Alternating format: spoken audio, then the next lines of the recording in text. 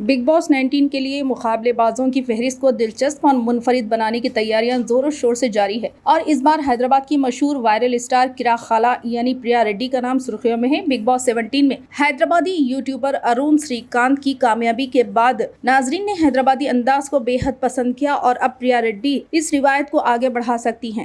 سیاست.com سے خصوصی گفتگو میں پریا ریڈی نے خود اس خبر کی تصدیق کی کہ انہیں بگ باس 19 کے لیے اپروچ کیا گیا ہے اور بات چیت جاری ہے۔ ان کا کہنا تھا، جی ہاں، یہ سچ ہے کہ مجھے بگ باس 19 کے لیے رابطہ کیا گیا ہے اور بات چیت چل رہی ہے۔